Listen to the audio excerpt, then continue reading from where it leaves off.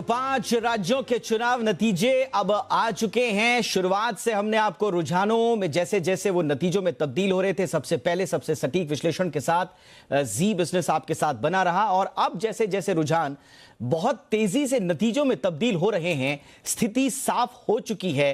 5 राज्यों में 4-1 से बीजेपी एक तरह से बाजी मारती हुई दिखाई दे रही है।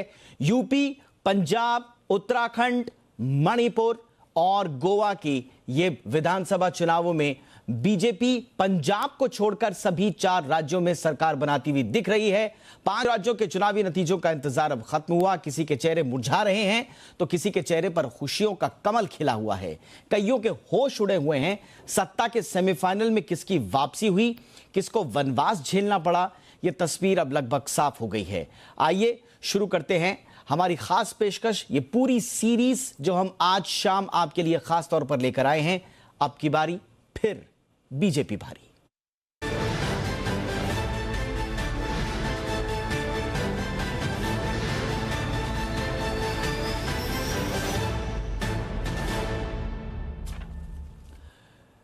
और इस कवरेज में हमारे साथ हमारे सहयोगी तो खासतौर से जुड़े हुए ही हैं, कुछ खास मेहमान भी हमारे साथ जुड़ रहे हैं। लेकिन सबसे पहले बता दें कि गोवा से हमारे साथ जुड़ रही हैं वैदेही, लखनऊ से अश्विन पांडे, अमृतसर से परमवीर सिंह और साथ ही साथ हमारे साथ जुड़ रहे हैं वरिष्ठ पत्रकार अंकुश श्रीवास्तव और टी.आर. रामाचंद्रन जी। आप सभी का बहुत बहुत स्वागत है। लेकिन इस वक्त मैं चलूंगा, इस वक्त हमारे साथ बेहद खास मेहमान जुड़ चुके हैं। उत्तराखंड के पूर्व मुख्यमंत्री, पूर्व केंद्रीय मंत्री और बीजेपी के बहुत ही सीजन्ड पॉलिटिशियन रमेश पोखरियाल निशंक साहब हमारे साथ जुड़ चुके हैं। निशंक सर, बहुत बहुत स्वागत है सर। अब सर, पूर्व मुख्यमंत्री कहना आपको थोड़ा सा मुझे जस्टिफाइड नहीं लग रहा है। क्या हम उत्तराखंड के भावी मुख्यमंत्री से बात कर रहे हैं सर? आप भारतीय जनता पार्टी की एक सक्रिय कार्यकर्ता से बात कर रहे हैं। लेकिन सर, समीकरण तो सब यही बता रहे हैं, इशारा इसी बात की तरफ हो रहा है और हलकों में चर्चा इस बात की हो चली है कि अगले सीएम अब रमेश पोखरियाल निशंक ही होने वाले हैं। इसलिए मैंने कहा कि बाहर क्या चल रहा है, भीतर क्या चल रहा है मुझे मालूम नहीं, लेकिन मैं भारतीय जनता पार्टी का एक छोटा सा कार्यकर्ता हूं, इतना तो मुझे मालूम है। चलिए सर, बातों में आपका कोई सानी नहीं। बहरहाल सर, इस जीत की आपने अपेक्षा की थी? क्योंकि जितने भी जो एग्जिट पोल्स आए थे उसमें कांटे की टक्कर कही जा रही थी। एक आध पोल्स को अगर छोड़ दें तो क्लियर मेजॉरिटी बीजेपी को नहीं दे रही थी कोई भी इस तरह के पोल्स। लेकिन अब प्रचंड जीत की तरफ अग्रसरित आप लोग हैं। क्या एक्सपेक्ट किया था कि बीजेपी का प्रदर्शन इस तरह का रहेगा? हम शुरू से ये कह रहे थे और केवल बोल ही नहीं रहे थे, हमको भरोसा भी था कि हम भारी बहुमत से यहाँ पर सरकार को बनाएंगे। हम उस मिथक को तोड़ेंगे जो अभी तक रहा है कि एक बार बीजेपी, एक बार कांग्रेस, एक बार बीजेपी, एक बार कांग्रेस। तो हम लोग बहुत आश्वस्त थे शुरू से ही कि इस समय उस मिथक को भी तोड़ेंगे और भारी बहुमत से हम सरकार भी बनाएंगे। उसके पीछे कारण थे, यदि आप पूछेंगे, आपके पूछने से पहले मैं बताना चाहता हूँ कि इस समय यदि आप देखेंगे तो उत्तराखंड की धरती पर जिस तरीके से पिछले 5 वर्ष में काम हुए हैं और जिस तरीके से मोदी जी के नेतृत्व में, उनके सानिध्य में उत्तराखंड की गवर्नमेंट ने जो केंद्र पोषित जितनी योजनाएं थी वो अंतिम छोर तक के व्यक्ति के पास तक ले जाने में वो जो सफलता अर्जित की और जो भारतीय जनता पार्टी का गांव-गांव तक, घर-घर तक यहाँ उत्तराखंड की धरती पर नेटवर्क है, और तो उसके बेहतर समन्वय ने निश्चित रूप में ये इसमें कोई शक नहीं है सर कि सर आपने अपनी योजनाओं को, अपने मैसेज को जनता तक पहुंचाने में कामयाबी हासिल की। उसका रिफ्लेक्शन हमें रिजल्ट्स के रूप में दिख रहा है। लेकिन सर, आपके सिटिंग सीएम हार जाते हैं। मुख्यमंत्री धामी, कहा गया था कि ये युवा सीएम है और जो लगातार सीएम बदलने की एक रस्म चल पड़ी थी बीजेपी के भीतर, उस पर वो अंकुश लगाएंगे, विराम लगाएंगे, लेकिन वो खुद खटीमा से हार गए। ये किस तरह का मैंडेट जनता ने दिया है सर बीजेपी को? देखिए, मैं दोनों बात कहना चाहता हूँ। भारतीय जनता पार्टी ने पुष्कर सिंह धामी जी को मुख्यमंत्री बनाया, हमारे नेतृत्व ने उनके चेहरे को आगे रख करके, और हमने सब ने चुनाव लड़ा और उसका रिजल्ट भी तो आया। आप ही नहीं कह सकते हैं कि धामी जी को यदि मुख्यमंत्री बनाया तो खराब हो गया, रिजल्ट तो खराब है। उनके नेतृत्व में जो हमको आज इतना भारी बहुमत मिल रहा है। अब कई बार संयोग होता है, ऐसा संयोग होता है, छोटी-छोटी समीकरण से होते हैं कि वो समीकरण कहीं के कहीं सीटों को लेकर के चले जाते हैं। तो वो कमोबेश वही स्थिति थोड़ा-सा उस सीट पर भी हो गई। जी जी। लेकिन हम्म, निश्चित रूप में भारतीय जनता पार्टी के नेतृत्व ने जो हमको दिशा दी, उस दिशा में निश्चित रूप में हम आगे बढ़े और उसको वो काम किया और उसका आज रिजल्ट आया। Alright sir. सर, बीजेपी की आलोचना यह भी होती रही है कि प्रचंड बहुमत आपको पिछली बार भी मिला था, सरकार आपने स्थिर दी, लेकिन मुख्यमंत्री की कुर्सी अस्थिर रही। अब आप बहुत सीनियर लीडर हैं सर, खुद सीएम रह चुके हैं। इस बार क्या आप लोगों की भी जिम्मेदारी रहेगी कि वो रिपीटिशन ना हो जो पिछली बार उत्तराखंड की जनता ने देखा? एक स्थिर सरकार के साथ साथ सीएम की एक स्थिर कुर्सी किस तरह से दे पाएंगे? मैं समझता हूँ थोड़ा-सा इस बात को लोगों को समझना पड़ेगा। आपका तो सीएम, हमारी जो पार्टी है हम एक विजन के साथ काम करते हैं। वो उस कुर्सी पर कौन ए बैठ रहा है, बी बैठ रहा है, सी बैठ रहा है, विषय इस बात का नहीं है। विषय इस बात का है कि जो हमारा विजन है, उस विजन को जो कुर्सी पर बैठ रहा है, वो उसको मिशन में तब्दील करके अंतिम छोर तक के व्यक्ति के स्थान तक पहुंचा रहा है कि नहीं पहुंचा रहा है, हमारे हित पूरा हो रहा है कि नहीं, जो हमारा विजन है वो मिशन में तब्दील होकर के वो परिणाम तक पहुंच पा रहा है कि नहीं। तो निश्चित रूप में मैं कह सकता हूं कि ये तो पार्टी की अंतरंग व्यवस्था है कि कौन आदमी कहां पर बैठेगा, कौन आदमी कहां पर काम करेगा। जी हम तो सब कार्यकर्ता हैं, जो हम लोगों को पार्टी का आदेश होता है, उस स्थान पर हम सब बिल्कुल लोगों सर। को मुझे अपनी लगता है कि सर तैनाती आप देनी जैसे होती है, सीनियर वो लीडर्स के लिए ये बड़ा, जी सर, आप जैसे सीनियर लीडर्स के लिए अब एक मंथन का एक नया दौर शुरू हो गया है, होमवर्क का एक नया दौर शुरू हो गया है। बहरहाल इस प्रचंड जीत के लिए बहुत बहुत बधाई सर। और आप अगर सीएम बनेंगे तो बतौर सीएम आपसे अगली बार मुलाकात और बात जरूर होगी। बहुत बहुत शुभकामनाएं हमारी ओर से। थैंक यू सो मच, आपने वक्त निकाला। धन्यवाद। चलिए आगे बढ़ते हैं। कुछ और खास मेहमान हमारे साथ हैं। बीजेपी के प्रवक्ता ओम गोपाल अग्रवाल साहब भी हमारे साथ हैं, उनका भी हम रुख करेंगे। साथ ही साथ हमारे साथ वरिष्ठ पत्रकार अकुश श्रीवास्तव भी। अग्रवाल जी का मैं रुख करूं, पहले अकुश श्रीवास्तव जी के पास मैं फटाफट से चलना चाहूंगा। अकुश सर, निशंक साहब से हमने बातचीत की और निशंक साहब को न सिर्फ उत्तराखंड का स्थानीय लीडर, पूर्व मुख्यमंत्री, बल्कि ब्रॉडर राष्ट्रीय स्पेक्ट्रम में भी बड़ा लीडर माना जाता है। उनकी बातों से क्या संकेत आप निकाल पा रहे हैं? कुछ अगली सरकार किस तरह की होने वाली है उत्तराखंड में, कुछ निकाल पाए उनकी बातों से सर आप, अक्कू जी? देखिए, भारतीय जनता पार्टी के नेता बहुत बड़बोले नहीं होते हैं और वो अपनी बात को बहुत शालीनता से और बल्कि और नीचे करके रखते हैं। लक्ष्मी शंकर निशंक मुख्यमंत्री रह चुके हैं और पहले दौर में उनको झटका भी लग चुका है। लेकिन दूसरे दौर में उनको बाद में जब ये सब चीजें होने लगी, धामी आ गए, धामी ने काम संभाल लिया, धामी ने कुछ फैसले रिवर्स किए, वापस किए, जिसका अच्छा असर हुआ। खास तौर से केदारनाथ वगैरह में जो थे वो या सरकारी कर्मचारियों को लेकर के जो थे, उसकी बड़ा फायदा हुआ। लेकिन उनकी मेंटरिंग के लिए, उनको ध्यान दिलाने के लिए इन्हीं सज्जन को, लक्ष्मी शंकर निशंक को ही भेजा गया और उनके नेतृत्व में बहुत सारी चीजें की गई। अब धामी क्योंकि मैदान से हट गए हैं, मैदान से बाहर हो गए हैं और धामी में एक अभी क्योंकि 2 ही बार के विधायक रहे हैं, तो इनके लिए ये भारतीय जनता पार्टी शायद नहीं कर पाएगी, जैसे ममता बनर्जी के लिए किया गया था कि ममता बनर्जी खुद हार गई, लेकिन उन्होंने उनके लिए एक आदमी ने सीट छोड़ी, सीट काटी गई और फिर उसके बाद दोबारा चुनाव और मुख्यमंत्री बन गए, वो बन गई। धामी के शायद ये के साथ ये होना बहुत आसान काम नहीं होगा। उससे अच्छा तरीका ये होगा भारतीय जनता पार्टी के नेतृत्व के लिए कि किसी एक वरिष्ठ नेता जैसे कि हमारे निशंक साहब, जिन पे भरोसा किया गया है, उनको जिस काम में लगाया गया वो किया जाए। लेकिन साथ-साथ ये भी हो सकता है कि अभी इस पद के और भी दावेदार हैं, जिसमें कुछ सांसद भी हैं, उनको भी मौका मिल सकता है, लेकिन मुझे उसकी संभावनाएँ बहुत ज़्यादा नहीं दिखती हैं। स्थानीय नेतृत्व में स्थानीय विधायकों के साथ में कोई बड़े नाम अगर होते तो धामी का नंबर ही नहीं आता। बिल्कुल क्योंकि सर, अभी तो जितने बड़े नाम मैंने सवाल इसीलिए पूछा ना, धामी जी तो अपनी कुर्सी हार गए। एक बार बार जो नाम चलता है धन सिंह रावत जी का, उनकी श्रीनगर सीट उनकी फंसी हुई है, अभी 200-300 वोटों से ही वो शायद आगे चल रहे हैं, आगे पीछे हो रहे हैं, वहां उनकी कुर्सी फंसी हुई है जो सेकंड नंबर नाम लिया जाता है। इसके अलावा अनिल बलूनी है, वो राज्यसभा में है, अब उनको बार बार नाम तो उनका चलता है लेकिन धरातल पर कितना उनको भेज पाएगी बीजेपी बतौर सीएम, इसका पता नहीं। अब बचे जो पुराने लीडर्स हैं, आपने त्रिवेंद्र सिंह रावत को नंबर एक बार दे के देख लिया, आपने तीरथ सिंह रावत को दे के देख लिया, अब निशंक साहब भी हैं। अब देखते हैं कि किस तरह से एक नए नेतृत्व के साथ बीजेपी उत्तराखंड में उभरती है। लेकिन बहरहाल हमारे साथ गोपाल कृष्ण अग्रवाल जी जुड़ चुके हैं, वरिष्ठ नेता हैं बीजेपी के और प्रवक्ता भी हैं।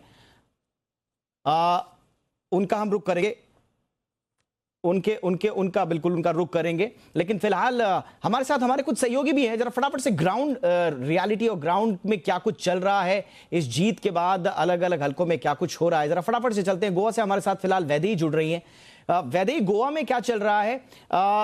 दिख तो रहा है कि बीजेपी सबसे बड़ी पार्टी है, लेकिन अभी तक के रुझानों में एक सीट पीछे जो मैजिक नंबर है 21 का, उसका जुगाड़ हो पाया क्या?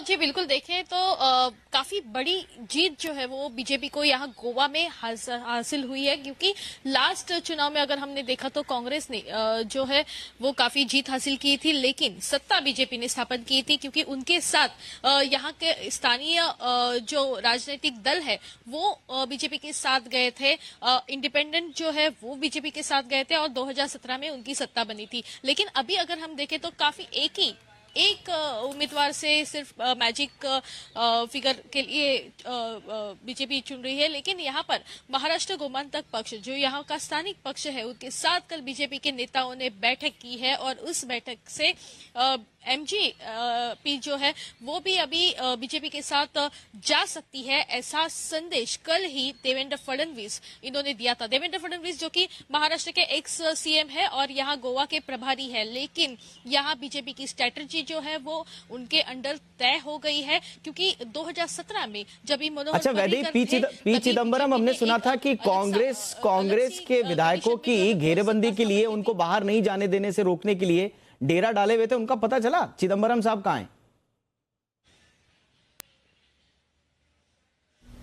नहीं, अभी तक जैसे हमने देखा है कि कांग्रेस का कोई भी बड़ा नेता सामने नहीं आया है, बात करने के लिए सामने नहीं आया है। पर कुछ दिन पहले हमने खुद पी चिदम्बरम से बात की थी, तभी उन्होंने ऐसा ही कहा था कि 2017 में जो चूक हुई थी वो फिर हम दोहराना नहीं चाहते, इसलिए हम hamaरे कैंडिडेट्स की जो है वो पूरी तरह से ख्याल रखेंगे, ऐसा उन्होंने कहा। बिल्कुल, कांग्रेस के लीडर्स भी सोच रहे होंगे काश 2017 में ये थोड़ा सा हरकत और तेज कर ली होती, थोड़ा ये कवायद तेज कर ली होती तो ये परिणति नहीं होगी। मेरे साथ मेरे और सहयोगी भी हैं, लेकिन गोपाल कृष्ण अग्रवाल साहब हमारे साथ जुड़ चुके हैं, बीजेपी के वरिष्ठ नेता और प्रवक्ता।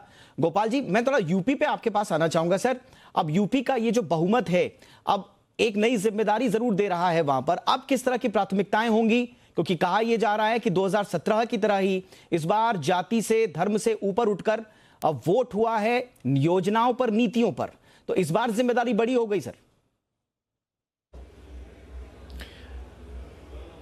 बिल्कुल, क्योंकि अकाउंटेबिलिटी के साथ हम सरकार चलाते हैं। 2017 से जब हम इस बार इलेक्शन में 22 में गए तो पूरा मैनिफेस्टो में क्या क्या था वह पूरी की पूरी लिस्ट को हमने टिक मार्क की तरह जनता के सामने एक रिपोर्ट कार्ड रखा था कि जो जो हमने प्रॉमिस किया वह प्रदेश में और केंद्र में हम लोग पूरी तरह से निभाने, पूरा करने में करके आगे बढ़ रहे हैं। और सबसे बड़ी बात इस बार की जो जीत है उसके ऊपर मैं ये कहना चाहूंगा उत्तर प्रदेश की कि ये पॉजिटिव इनकम्बेंसी है। हर बार लोग कहते थे कि नेगेटिव इनकम्बेंसी है, ये पॉजिटिव सपोर्ट है भारतीय जनता पार्टी का। और 1962 के बाद ये पहली बार कोई सरकार उत्तर प्रदेश में रिपीट हुई है। और असली बात यह है कि जो विकास की राजनीति हम कर रहे हैं, जो इंफ्रास्ट्रक्चर डेवलपमेंट की बात कर रहे हैं, जो समाज के अंतिम वर्ग तक प्रधानमंत्री जन कल्याणकारी योजनाओं को उन तक पहुंचाने की बात कर रहे हैं, यह महत्वपूर्ण है। आज अगर प्रधानमंत्री कह रहे हैं कि देश की जो अर्थव्यवस्था है उसको विश्व की आर्थिक नीति के पटल पे सबसे तेजी से ऊपर स्थापित करेंगे, तो उसका रास्ता उत्तर प्रदेश से होके जाता है। उत्तर प्रदेश वो माइलस्टोन है, वह मील का पत्थर है जिसके थ्रू देश की अर्थव्यवस्था तेजी से आगे बढ़ेगी। तो उत्तर प्रदेश अगर $1 ट्रिलियन होगा तो ऑटोमेटिकली देश की अर्थव्यवस्था $5 ट्रिलियन की तरफ तेजी से बढ़ेगी। तो तभी अगर 5 साल को आप एनालिसिस करें दीपक जी, तो आप देखेंगे कि किस तरह एक्सप्रेस वे बन रहे थे, किस तरह डिफेंस कॉरिडोर बन रहा था, किस तरह एयरपोर्ट्स बन रहे थे, किस तरह मेडिकल कॉलेजेस बन रहे थे, किस तरह ओडी-ओपी के प्रोजेक्ट्स चल रहे थे। बिल्कुल सर, इसमें कोई शक नहीं है। बिल्कुल बिल्कुल बीजेपी के विकास कार्य थे, उनकी नीतियां थी। दूसरी तरफ सर इस बात को भी हमें नहीं भूलना होगा, टी.आर. रामाचंद्रन सर, इस बात को भी नहीं भूलना होगा कि 2 साल किसी के लिए भी अच्छे नहीं रहे और कहीं ना कहीं सरकारों पर सवाल भी उठे, प्रशासन पर सवाल भी उठे, फिर चाहे वो पैंडेमिक की हैंडलिंग हो, कोरोना काल में किस तरह से हैंडलिंग की बातें उभरकर सामने आई हो, और भी कई मुद्दे रहे जिनको भुनाने की कोशिश की गई विपक्षी दलों की ओर से। लेकिन वो संदेश जो विपक्षी दलों ने एक ताने बाने के रूप में बुना था, वो नहीं पहुंच पाया। आज मंथन कर रहे होंगे विपक्षी दल, खासतौर से अखिलेश यादव, कि एग्जैक्टली व्हाट वेंट रॉन्ग।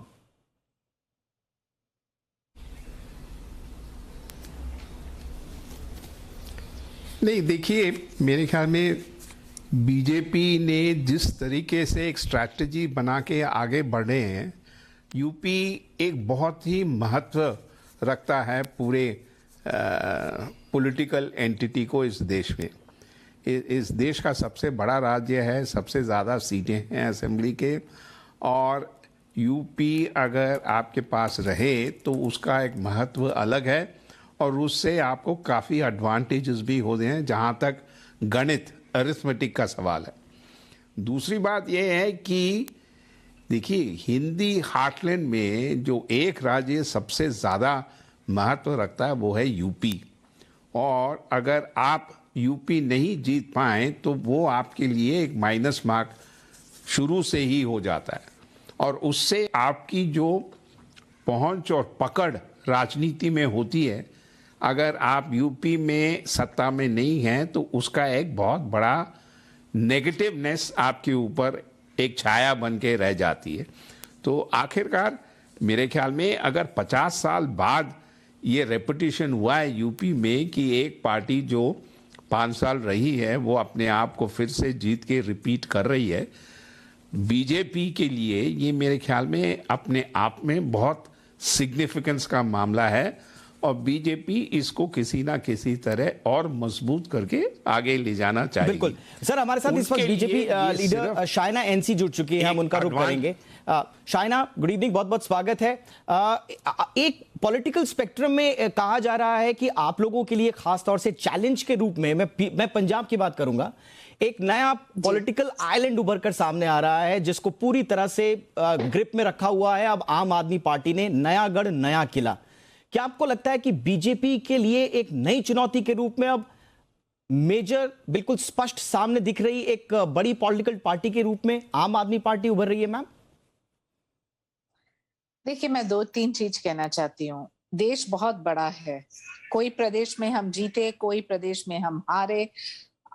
बड़ी बात यह है कि सबसे बड़े प्रदेश में हम जीत के आए हैं। इस ऐतिहासिक जीत में उत्तर प्रदेश में एक ही व्यक्ति का नाम है, वो है नरेंद्र मोदी, जिन्होंने हमें जीत दिलवाई, और इस भारी तादाद में। रही बात उत्तराखंड हो या गोवा हो, हम 1 बार, 2 बार, 3 बार जीते हैं काफी प्रदेश में। अब आपने जिक्र किया पंजाब का, हाँ। मैं जरूर कहूंगी कि हाँ, जो जीता वही सिकंदर, लेकिन इसका मतलब नहीं है कि जैसे हमने वेस्ट बंगाल में अपना एंट्री किया वैसे पंजाब में नहीं करेंगे। अब तक हमारा गठबंधन था अकालीस के साथ, स्वाभाविक रूप से लोगों ने चुना ऑप्शंस जो अवेलेबल थे उसमें। बट मैम, जो जनता का पसंद करने का पैटर्न है मैम, लैंडस्लाइड 90 के ऊपर मिल रही है, 117 में से 90+ सीट्स आम आदमी पार्टी ला रही है। पैटर्न लगभग वही है, जिस तरह का प्रचंड प्यार जो जनता बीजेपी को देती रही है, उसी तरह आम आदमी पार्टी को, चाहे दिल्ली में और अब पंजाब में। तो आपको लगता है कि एक नई पॉलिटिकल कहानी आम आदमी पार्टी बुन रही है भारतीय राजनीति में? नहीं, डेमोक्रेसी में, प्रजातंत्र में, लोकतंत्र में हर एक पार्टी की जगह होती है, और रीजनल पार्टीज हो या फिर पैन इंडिया पार्टीज हो। स्वाभाविक रूप से कांग्रेस पार्टी खत्म हो गई है, ये तो स्पष्ट रूप से दिखाई दे रहा है। लेकिन जो कोई पार्टी अपने एस्पिरेशंस को बढ़ाना चाहते हैं, तो मैं मानती हूँ कि उनका एक रणनीति हो सकता है। इसका मतलब नहीं कि भारतीय जनता पार्टी से कोई टक्कर कर सकता है, क्योंकि हमारे पास 11 करोड़ सदस्य है। देश नहीं, विश्व के सबसे लोकप्रिय नेता हैं मोदी जी, और जिस ढंग से लोग वोट कर रहे हैं, उससे एक चीज स्पष्ट है कि आज के परिप्रेक्ष्य में भारतीय जनता पार्टी की विजय हुई है।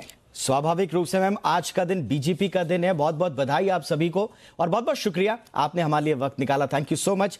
अकू सर शुक्रिया, रामाचंद्रन सर आपका भी शुक्रिया, हमारे तमाम सहयोगी हमारे साथ जुड़े उन तमाम लोगों का शुक्रिया। आपसे हम आगे भी बात करते रहेंगे, लेकिन फिलहाल मेरे साथ इस बुलेटिन में इतना ही, इजाजत दीजिए। लेकिन हमारी ये जो कवरेज है लगातार नतीजों के बाद क्या क्या समीकरण बनकर उभर रहे हैं, किस राज्य में अब कौन कौन से पॉलिटिकल लामबंदियां, खेमेबंदियां, आत्ममंथन का दौर चलेगा, इस पर हमारी बात और खास कवरेज जारी रहेगी। बने रहिए जी बिजनेस के साथ। नमस्कार।